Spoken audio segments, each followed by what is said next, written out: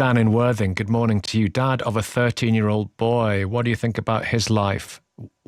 And what he's being bombarded with and will be? I'm terrified, especially after watching Adolescence the other day, binge watching it. Oh, extraordinary. It's absolutely extraordinary, but I don't think this is actually a new problem. I think the lens has just changed on it.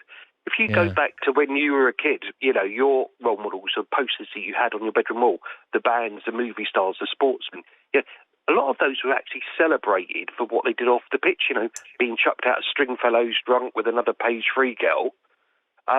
Through my life, I'm 50 now, so I've been a new man. I've been metrosexual, macho, a new lad. Who are we as men now? Where do we actually fit in?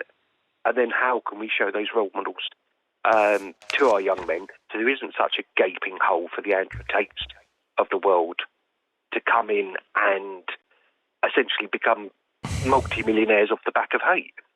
But the thing is, do you remember the kind of the lads mags, all those 90s magazines like Loaded? I did TV debates and radio debates at the time about getting the editors on, many of whom were extremely amusing characters, getting them. I say, what are you doing to our boys? What are you doing? And it's the same thing now.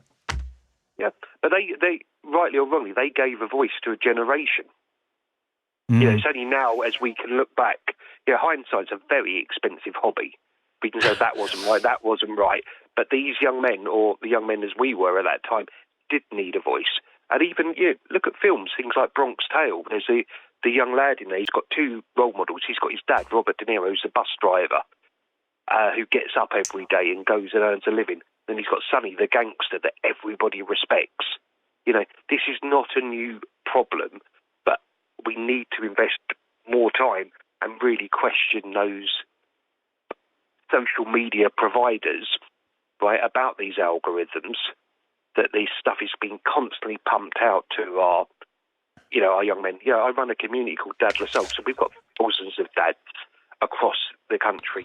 Very different graphics, very different postcodes, paychecks, but we are terrified for our children and also terrified for ourselves of where we actually want to fit in.